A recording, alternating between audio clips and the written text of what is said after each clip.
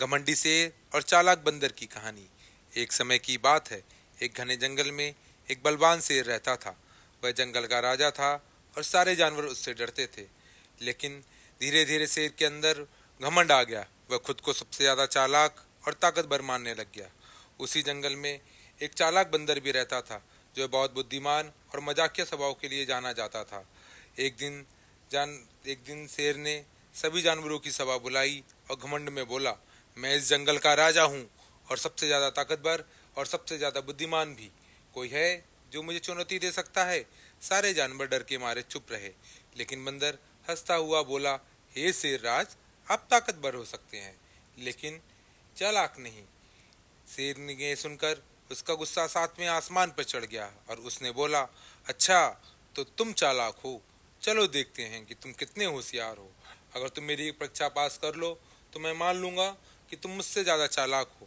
बंदर ने मुस्कुराते हुए शेर की इस चुनौती को स्वीकार किया और बोला, हे शेर राज, बताइए क्या करना है।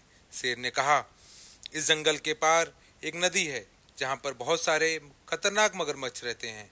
अगर तुम बिना डरे वहाँ जाओ और एक आम का फल लेकर आओ तो मैं मान लूंगा कि तुम मुझसे भी ज्यादा बुद्धिमान हो। बंदर को चुनौती पसंद आई।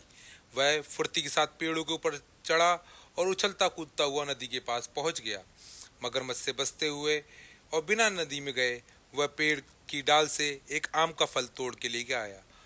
सारे जानवरों ने तालियां बजाईं और शेर को समझ आ गया कि अब ताकत से ज्यादा जरूरी बुद्धि और धैर्य है। शेर ने बंदर से माफी मांगी और कहा, आज तुमने मुझे सिखाया है कि हर कोई अपनी जगह खास होता है। कोई ताकतवर होता है तो कोई बुद्धिमान होता है, इसलिए कभी भी किसी को कमजोर नहीं समझना चाहिए। ये कहानी दो भाइयों के प्यार और उनके अटूट विश्वास को दर्शाता है। बहुत समय पहले की बात है। एक गांव में दो भाई रहा करते थे। उनका नाम रामू और श्यामू था। उनके बीच अटूट प्यार और विश्वास था। दोनों का बचपन बहुत गरीबी भरा हुआ था। उनके माँ बाप का साया भी उनसे जल्दी ही छूट गया। लेकिन दोनों भाई ने मिलकर ना सिर्फ घर को संभाला, बल्कि एक दूसरे को जीना भी सिखाया। उनके पास एक छोटा सा खेत का टुकड़ा था, पर उसमें भी वह प्यार बोया करते थे। रामू बड़ा था, समझदार था, शांत स्वभाव का था। रामू की शादी हो चुकी थी और एक छोटा बेटा भी था। पर श्यामू छोटा था, कवारा था, पर उनका दिल बहुत बड़ा था। वह भाभी और भतीजे को अपनी जान से भी ज्यादा चाहा करता था। दोनों भाई साथ मिलकर दिन भर खेत में मेहनत करते, एक ही छत के नीचे रहते, एक ही थाली में खाते। वह एक दूसरे की थकान को बिना कहे ही समझ जाते थे। फिर एक दिन वह भी आया जब गांव में सूखा पड़ गया। खेत की फसलें कम होने लग गईं, अनाज कम था, पर जिम्मेदारियां बढ़ी। रामू ने रात को सोते समय सोचा, श्यामू तो अकेला है, लेकिन मुझ पे परिवार को संभालने की जिम्मेदारी भी है। क्यों ना मुझे ज़्यादा अनाज रखना चाहिए। वह अगले पल ये सोच ही रहा था कि उसके दिल से आवाज़ आई, श्यामू हमेशा मेरे साथ खड़ा रहा है और उसके बिना मैं कुछ भी नहीं। क्यों ना उसकी थोड़ी सी मदद कर दूं। वह उठा और चुपचाप एक बोरी अनाज की श्यामू के गोदाम में रखा था। उधर श्यामू भी अपने कमरे में सोच रहा था, भैया कितनी जिम्मेदारियां हैं, भाभी, भतीजे, घर भी संभालना है। मैं तो अकेला हूँ, भैया को ही ज़्यादा अनाज मिलना चाहिए। वह भी चुपके से उठता और रामू के गोदाम में एक बोरी अनाज रखा था। ये सिलसिला कई रातों तक चलता रहा। दोनों भाई हैरान थे कि अनाज खत्म ही नहीं हो रहा। एक रात दोनों एक दूसरे के गोदाम में अनाज की बोरी रखने के लिए जा रहे होते हैं। तभी उनकी मुलाकात एक दूसरे से हो जाती है। हाथों में बोरी और आंखों में आंसू होते हैं। रामू श्यामू को बोलता है, श्यामू तेरा दिल समंदर जैसा है, छोटा भाई होकर भी तू तो बड़ा निकला। श्यामू ने हंसते हुए जवाब दिया, भैया ये सब मैंने आपके साये में रहकर ही तो सीखा है। उस रात कोई अनाज नहीं रखा गया, लेकिन दोनों को एक ऐसा खजाना जरूर मिल गया जिसका मोल दुनिया की कोई भी दौलत नहीं चुका सकती। वह खजाना था भाईचारे का, त्याग का और प्यार के रिश्ते का। ये कहानी है एक छोटे से गांव में रघु नाम के गरीब किसान की। वह अपने बेटे सोनू के साथ वहां पर रहता था। उसकी पत्नी का कई साल पहले ही देहांत हो चुका था। रघु के पास ना तो ज्यादा जमीन थी ना पैसा, लेकिन उसके पास था एक बड़ा सपना। वह सपना था अपने बेटे को पढ़ा लिखा कर एक अच्छा इंसान बनाना। रघु खुद कभी स्कूल नहीं गया था, लेकिन वह दिन भर खेतों में मेहनत करता, मिट्टी में सना रहता और शाम को जब घर वापस आता तो अपने हाथों से खाना बनाकर अपने बेटे को खिलाता और उसको पढ़ने के लिए बैठा देता। वह सोनू से कहता, बेटा मैं तो अनपढ़ रह गया, लेकिन तू अपनी तकदीर खुद लिख सकता है। पढ़ लिख कर इस गरीबी से निकलने का रास्ता खोज सकता है। तय गांव में एक बार बहुत ज़्यादा सूखा पड़ गया। रघु की सारी फसल बर्बाद हो गई। घर में खाने के में को भी मुश्किल से अनाज होता था। स्कूल की फीस, किताबें, आने जाने का खर्चा अब रघु को संभालना मुश्किल हो गया था। एक रात सोनू चुपचाप अपनी किताबें बंद कर दी और रघु के पास जाकर बोला, पिताजी अब मैं पढ़ाई नहीं करूँगा। कल से मैं भी आपके साथ खेत में काम करूँगा और आपका हाथ बटाऊँगा।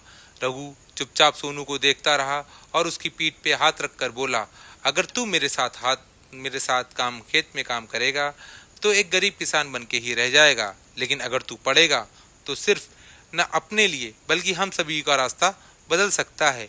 अगले दिन रघु अपना पुराना रेडियो, पत्नी के कुछ बचे हुए गहने बेचे ताकि वह अपने बच्चे की फीस भर सके।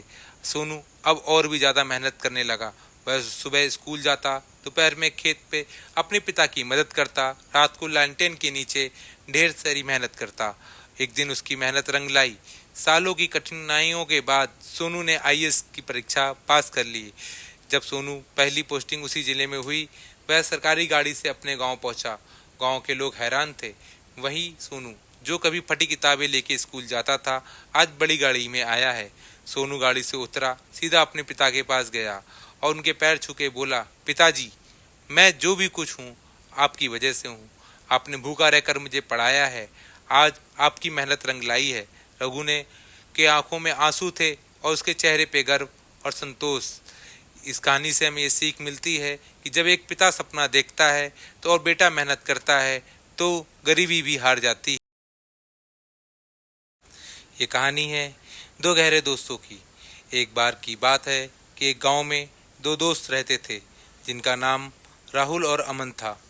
बचपन से ही दोनों एक साथ पढ़ते और खेलते थे। उनके हर काम एक दूसरे के बिना नहीं हुआ करते थे। उनको कोई भी काम करना होता था तो वो एकजुट होकर उस काम को किया करते थे। उन दोनों की दोस्ती पूरे गांव में प्रसिद्ध थी। राहुल के पिताजी एक गरीब किसान थे, जबकि अमन के पिताजी गांव के सरपंच थे। ये सब जानते हुए भी अमन ने राहुल को कभी भी अपने से कम नहीं समझा। दोनों की सोच एक जैसी थी, सीधी, सच्ची और ईमानदार। एक बार की बात है, गांव में बहुत जोर शोर से बारिश होने लगी। बारिश में राहुल के घर की छत टूट गई और उसके पिता की पूरी फसल भी नष्ट हो गई। घर में खाने के लिए भी कुछ नहीं बचा। ये सब देखकर राहुल मन ही मन अंदर से उदास रहने लगा, पर वो ये बात उसने कभी भी किसी से नहीं बताई। जब अमन ने राहुल की ऐसी हालत देखी, वह तुरंत समझ गया कि राहुल के साथ कुछ तो गलत हुआ है। उसने राहुल से बिना पूछे अपने पिता से पैसे लेकर उसकी मदद करनी चाहिए। कभी वह चुपचाप घर का राशन पहुंचा देता था और तो कभी अपनी किताबें उसको पढ़ाई के लिए दे देता था। राहुल जब को पता चला कि ये सब उसके लिए अमन कर रहा है तो उसकी आंखों में आंसू आ गए। उसने अमन से कहा, तूने मेरे बिना कहे मदद की है। ऐसा सिर्फ या तो भगवान कर सकते हैं या फिर एक सच्चा दोस्त।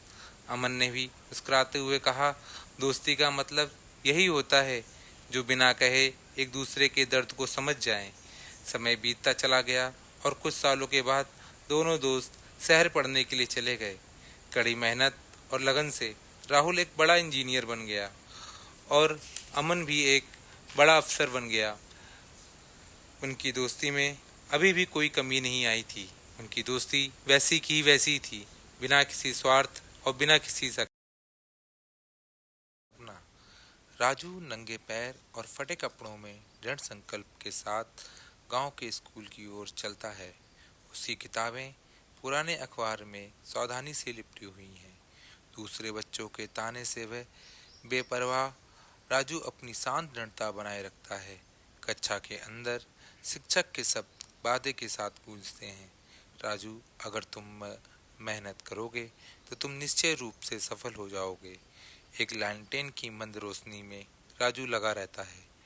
उसकी माथा एकाग्रता से सिकुड़ा हुआ है। उसकी माता आती हैं और आवाज चिंता में कोमल है। बेटा, थोड़ा आराम कर लो। राजू एक दृढ़ संकल्प और भी तेज हो जाता है, क्योंकि वह घोषणा करता है, नहीं माँ, मुझे पढ़ना है, मुझे एक महान व्यक्ति बनना है। राजू अब एक आईएएस अधिकारी के रूप में गांव में वापस आ कदम रखता है, जिससे चौक में उत्साह की लहर दौड़ जाती है। गांव वाले खुशी से स्वागत करते हैं। आवाजें साहिब के सम्मानजनक को संबोधन के साथ गूंजती हैं। राजू भीड़ को संबोधित करते हुए उनकी आवाज आभार से भरी हुई है। मैं जो कुछ भी हासिल किया है वह आपके आशीर्वाद, मेरी कड़ी मेहनत के कारण है। आपको भी कड़ी मेहनत करनी चाहिए और अपने सपनों को पूरा करना चाहिए। ये कहानी है दो दोस्तों की कहानी। एक बार की बात है, दो अच्छे दोस्त थे, राहुल और अजय। राहुल और अजय किसी जंगल से होकर यात्रा कर रहे थे। रास्ता लंबा और थका देने वाला था, लेकिन दोनों के दोनों साथ में मजे करते हुए चलते जा रहे थे। चलते चलते अचानक से किसी बात पर उन दोनों में बहस शुरू हो गई। बहस इतनी आगे बढ़ गई कि राहुल ने अजय को थप्पड़ मार दिया। अजय को बहुत दुख हुआ, लेकिन वह कुछ नहीं कहा और पास की एक रेत पर लकड़ी से लिखा, आज मेरे सबसे अच्छे दोस्त ने मुझे थप्पड़ मारा। फिर दोनों आगे बढ़े। थोड़ी दूर चलने के बाद वहीं पर एक झील मिली उन्हें। वहां उनका नहाने का मन हुआ और वह दोनों पानी में उतर गए। नहाते समय अजय का अचानक से पैर फिसला और वह डूबने लगा। राहुल ने उसे तुरंत पकड़कर बचा लिया। अजय ने पानी से बाहर आकर पास की ही एक चट्टान पर उसने लिखा, आज मेरे सबसे अच्छे दोस्त ने मेरी जान बचाई। राहुल ने बड़े हैरानी से पूछा, जब मैंने तुम्हें थप्पड़ मारा तब तुमने रेत पर लिखा, और जब मैंने तुम्हारी जान बचाई तब तुमने पत्थर पर लिखा। तुमने ऐसा क्यों किया? अजय मुस्कुरा कर बोला, क्योंकि जब कोई हमें दुख देता है तो उसे रेत पर लिख देना चाहिए, ताकि माफी की हवा उसे उड़ा के ले जाए। लेकिन जब कोई हमारे साथ कुछ अच्छा करता है तो उसे पत्थर पर लिख देना चाहिए, ताकि वह हमें हमेशा के लिए याद बना रहे। इस इस कहानी की सीख है, सच्ची दोस्ती में नाराजगी को भूलना और अच्छाई को याद रखना बहुत जरूरी है। इसी के साथ ये कहानी समाप्त होती है।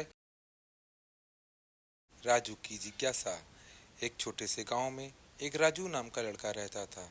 राजू बहुत होशियार पर थोड़ा शरारती भी था। वह अपने माता पिता का इकलौता बेटा था। वह गांव की स्कूल में 5वीं कक्षा में पढ़ता था। हर सुबह रोज सूरज उगने से पहले वह उठ जाता था और नदी किनारे दौड़ लगाता था और पेड़ों से ताजे फल तोड़कर घर लाता था। गांव के बुजुर्ग उसे बहुत पसंद करते थे, क्योंकि वह हमेशा उनकी मदद किया करता था। कभी वो कुएं से पानी भर देता, कभी वह खेतों में बैलों को हाँकने में हाथ बटा देता था। लेकिन राजू की सबसे बड़ी खासियत थी उसकी जिज्ञासा। वह हर चीज के पीछे का कारण जानना होता था। एक बार उसने गुरुजी से पूछा, गुरुजी, बादल काले क्यों होते हैं? गुरुजी मुस्कुराए और बोले, राजू, तेरे सवाल बड़े गहरे होते जा रहे हैं। चल, आज स्कूल के बाद तू मुझे खेत में मिल, मैं तुझे समझाऊंगा। का स्कूल खत्म होते ही राजू सीधा गुरुजी के खेत की तरफ दौड़ पड़ा। वहां दूर एक आम के पेड़ के नीचे गुरुजी बैठे कुछ लिख रहे थे। राजू आते ही पूछा, गुरुजी, अब बताइए, बादल काले क्यों होते हैं? गुरुजी ने मुस्कुरा के उसे अपने पास बैठने को कहा और बोले, ले राजू, जब पानी गर्म होकर भाप बन जाता है वह ऊपर आकाश की ओर उड़ जाता है। ऊपर जाकर वह ठंडी हवा से मिलता है और छोटी छोटी बूंदों में बदल जाता है। इन्हीं बूंदों से बादल बनते हैं। राजू ने उत्साह से कहा, लेकिन ये तो सफेद होने चाहिए, फिर काले क्यों दिखते हैं? गुरुजी ने पेड़ की छांव की ओर इशारा किया और बोले, जैसे जब सूरज की रोशनी इस पेड़ की टहनी के पीछे पड़ती है तब वह गहरा साया बन जाता है। वैसे ही बादल बहुत घने हो जाते हैं तो सूरज की रोशनी उसे पूरी तरह पार नहीं करने देते, तो इसीलिए वो काले और गहरे रंग के दिखाई देते हैं। राजू को बात समझ आ गई। उसने सिर हिलाते हुए कहा, ओह, मतलब बादल जितने भारी और घने होंगे, बारिश उतनी लाएंगे। गुरुजी ने हंस के बोला, बिल्कुल सही सोचा। उसी शाम गांव में तेज बारिश हुई। राजू दौड़ता हुआ घर पहुंचा। उसके कपड़े भी भीग गए, लेकिन उसके चेहरे पे एक मुस्कान थी, क्योंकि आज सिर्फ उसने बारिश नहीं बल्कि उसके पीछे की वजह भी समझ ली है।